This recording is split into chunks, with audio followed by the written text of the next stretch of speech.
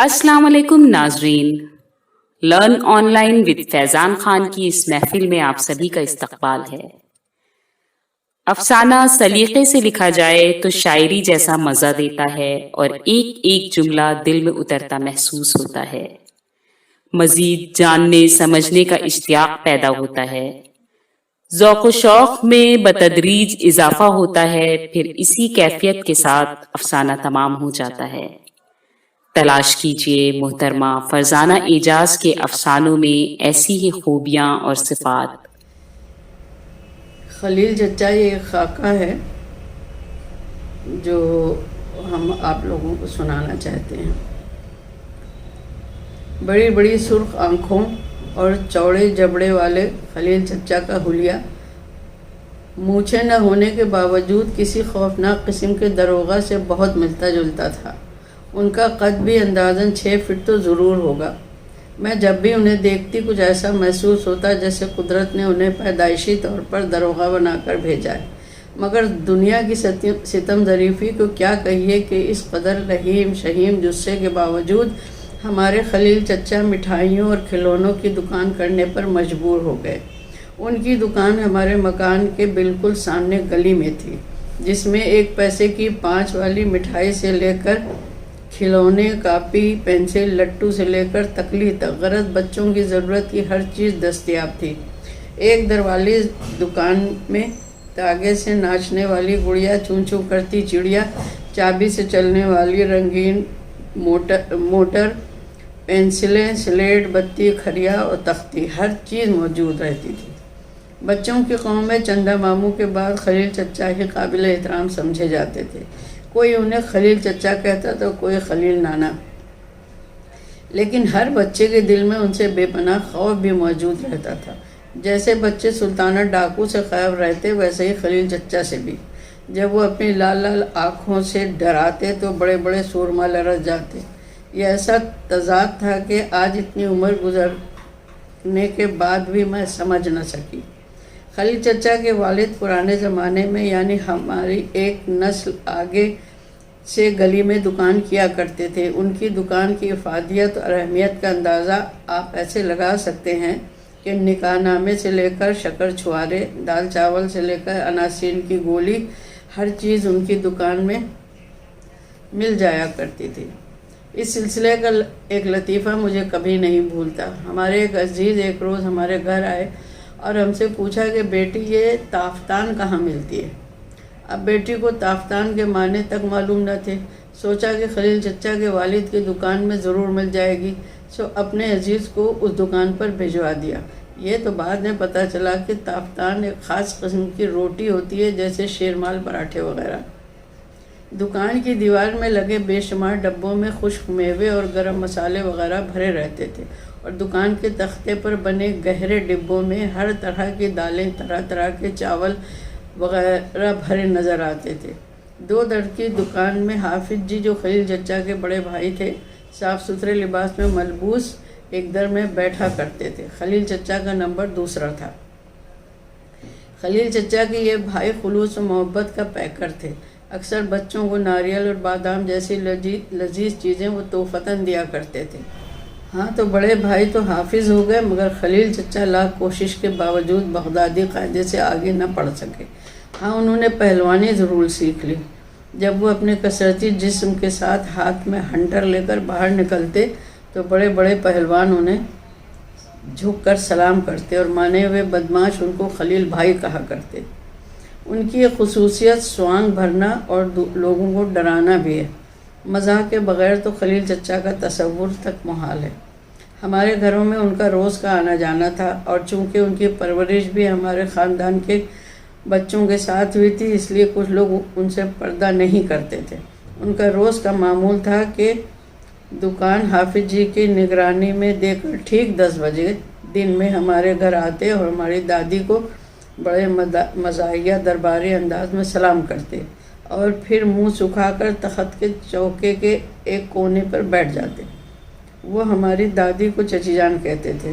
وہ جانتے تھے کہ فلاں وقت چچی جان پان بناتی ہیں، بس اسی وقت آتے۔ ٹھیک تھوڑی دیر بیٹھے طرح طرح کے منہ بناتے رہتے اور پھر کہتے چچی جان 370 دن ہو گئے آپ نے مجھے پان نہیں دیا، میں سخت پریشان ہوں، سوچتا ہوں چوئین لائی چینی وزیر اعظم کے پاس چلا جاؤں۔ یہ تمام باتیں وہ اپنے مخصوص انداز میں ہاتھ نچا نچا کر کرتے۔ آخر میں ہماری دادی چل ہٹ خلیل کہہ کر پان ان کے حوالے کرتی۔ ہر خاندان کی طرح ہمارے یہاں بھی آئے دن کوئی نہ کوئی تقریب ہوتی رہتی، کبھی کسی کا ختم قرآن ہوتا، کبھی میلاد شریف اور کبھی شادی خانہ آبادی۔ ہاں کم از کم ہمارے گھر میں تو جب بھی کوئی تقریب ہوتی تو کئی کام خلیل چچا کے ذمے کر دیے جاتے، مثلاً تانبے کے برتنوں پر خلائی کروانا، باورچی کو بلانا، شامیانوں کا انتظام کرنا اور کبھی کبھی بچوں کی خوشی کے لیے رنگین جھلملاتے بلبوں سے سجاوٹ کرنا۔ وہ تمام کام اس قدر خوش اسلوبی سے انجام دیتے کہ کسی کو یہ شبہ بھی نہ گزرتا کہ یہ اس گھر کے فرد نہیں ہیں بلکہ ایک عدد دکان کے مالک ہیں جو کہ بند پڑی ہے۔ کام کے درمیان وہ بچوں سے مذاق بھی کرتے جاتے، ہماری آیا کو بھی بہت ستاتے تھے اور بڑوں کی نظر بچا کر وہ ایسا غضب کا ڈانس کرتے کہ ہم سب ہنستے ہنستے لوٹ پوٹ ہو جاتے۔ ہماری آیا سے کہتے کیا بات ہے خالہ آج کل بہت موٹی ہو رہی ہو، کیا پھر ہماری چوری چوری چیزیں کھانے لگی ہو؟ اتنا سنتے ہی ہماری آیا لکڑی کا چیلا لے کر ان کے پیچھے دوڑتی اور ہم لوگ ہنستے رہتے۔ ایک بار ایسے ہی سیڑھی پر چڑھے صدر دالان کے دروں میں رنگین جھنڈیاں لگا رہے تھے، دوسرے روز ہمارا قرآن شریف ختم ہونا تھا، اچانک سیڑھی سے گرے اور بے ہوش ہو گئے۔ سب لوگ بدحواس ہو کر دوڑے، ہماری آیا سب سے آگے ہائے بائے کرتی دوڑی جن سے ان کی ایک منٹ نہ بنتی تھی۔ جب سب جمع ہو گئے تو ایک آنکھ کھول کر پوچھنے لگے جھنڈیاں کیسی لگی ہیں؟ اب ہم سب ان کی شرارت سمجھے اور دیکھا تو کام پورا ہو چکا تھا، بس اس روز تو ان کو بڑوں کی خوب ڈانٹ پڑی، مگر ان پر کیا خاک اثر ہوتا، آرام سے بیٹھے ہماری آیا کی گالیاں سنا کیے۔ ایک بار خلیل چچا ہاتھ میں ٹیلی گرام لے کر بہت فکر مند ہمارے گھر آئے۔ وہ اس قدر پریشان اور سنجیدہ تھے کہ سب نے گھبرا کر پوچھا خلیل کیا بات ہے، سب خیریت ہے؟ مگر ان کی نگاہیں بدستور تار پر جمی ہوئی تھیں جیسے وہ سچ مچ پڑھ رہے ہوں۔ ہم نے جھپٹ کر پوچھا کس کا تار ہے، دیکھیں تو؟ تب انہوں نے نگاہیں اٹھائیں اور بولے اجی کس کا ہوتا، وہ انگلستان کی ملکہ کا ہے، کہتی ہیں حکومت ہم سے نہیں سنبھل رہی ہے، آپ فوراً آ جائیے، میں کئی بار کہہ چکا ہوں آئی نو سر فٹ پیری، میں نہیں آ سکتا۔ اب جا کر حقیقت واضح ہوئی اور قہقہے بلند ہونے لگے۔ اسی طرح ایک بار وہ اپنے گھر سے چلے، ہمارے گھر کے پاس کسی کا پلنگ دھوپ میں پڑا تھا، آتے ہی اس پر گر پڑے، تھوڑی دیر لمبی لمبی سانسیں لیں اور بالکل بے سدھ ہو گئے۔ لوگ دوڑے ارے خلیل کیا ہوا؟ اس عرصے میں ان کی آنکھیں بھی چڑھ چکی تھیں، ہاتھ پیر ایٹھ چکے تھے۔ جیسے ہی ہماری آیا ان کے پاس پہنچی بس وہ ہڑبڑا کر اتنی زور سے اٹھے کہ آیا بیچاری تو وہیں گر پڑی اور باقی لوگ بھاگ گئے۔ بس کیا تھا، اماں نے ان کو خوب اڑے ہاتھوں لیا اور آدھی رات کو ان کی میت نکلنے تک کی دعائیں دینے لگیں۔ خلیل چچا جکنا گھڑا، ان پر بھلا کیا اثر ہوتا، ہنستے ہوئے اپنی دکان پر آ بیٹھے۔ ایک بار ان کے گھر کسی کی شادی تھی، شادی سے فارغ ہو کر انہوں نے لال غرارہ پہنا اور مقیش لگا کہ غرارہ ان کے بہت اونچا تھا، اوپر سے کالا برقع اس طرح اڑا کہ مقیش باہر لٹکتی رہے۔ قصداً انہوں نے اپنا جوتا نہیں بدلا۔ اب نقاب بند کر کے سیدھے ہماری بڑی ممانی کے پاس آئے جو ان کے ساتھ کی کھیلی ہوئی تھی اور بہت ڈرتی تھیں۔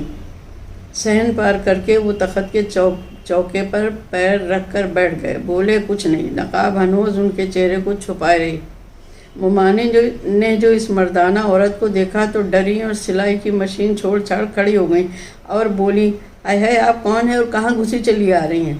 جواب نہ پا کر وہ اور ڈریں اور دالان چھوڑ کر کمرے میں جا چھپی۔ خلیل چچا نے ان کا وزنی پاندان اٹھایا اور باہر جانے لگے۔ بیچاری ممانی چلا پڑی۔ تب جاتے جاتے خلیل چچا نے اپنی نقاب الٹی اور برقعے والی بیوی کی حقیقت عیاں ہوئی۔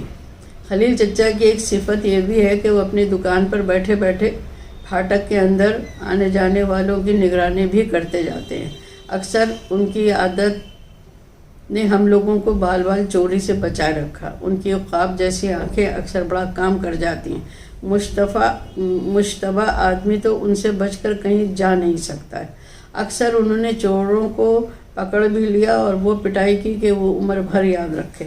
اکثر ہم لوگ ان سے کہتے، خلیل چچا آپ CID یا پھر پولیس میں سروس کر لیجئے، تو وہ بڑی رازداری سے کہتے، بی کسی سے کہیے گا نہیں میں CID میں یہ کام کرتا ہوں۔ ان کی اس بات میں کس قدر حقیقت تھی یہ تو سبھی جانتے تھے۔ ایک بار ہمارے محلے میں ایک سنکی سی عورت نہ جانے کہاں سے آ گئی۔ وہ خپتی تو تھی ہی، ساتھ ہی بے انتہا گندی بھی تھی، یہاں تک کہ مردار چیزیں بھی بھون کر کھا جاتی تھی۔ اس کی عادتوں سے تمام محلہ عاجز تھا۔ لاکھ کوشش کے باوجود جب میں سالوں تک وہ ٹس سے مس نہ ہوئی تو معاملہ خلیل چچا نے اپنے ہاتھ میں لے لیا۔ ایک روز اس کی غیر موجودگی میں میترانی سے اس کا سارا سامان نکلوایا، مگر وہ عورت اتنی آسانی سے کہاں جانے والی تھی۔ روتی پیٹتی پھر آدم کی۔ خلیل چچا بھی کہاں اپنی ہار برداشت کر سکتے تھے۔ ایک روز سویرے سنا کہ وہ عورت کسی کے آگے گھیگی آ رہی ہے۔ پولیس بھائی معاف کرو، میں ابھی جاتی ہوں، بس تھوڑی دیر میں۔ پھر کسی کے غرانے کی آواز آئی، جھانک کر دیکھا تو ایک داروغہ صاحب ہاتھ میں ہنٹر لیے اس کو فوراً نکل جانے کا آرڈر دے رہے تھے۔ ہم سوچنے لگے کہ یہ کون داروغہ ہیں جو بغیر اجازت پھاٹک میں آ گئے۔ تھوڑی دیر بعد پھر آواز آئی، عورت تو فوراً نکل، میں جب تک سامنے میاں کی بیٹھک میں بیٹھتا ہوں، جب تو چلی جائے گی تبھی جاؤں گا۔ اب جو داروغہ جی نے منہ گھمایا تو معاملہ سمجھ میں آ گیا۔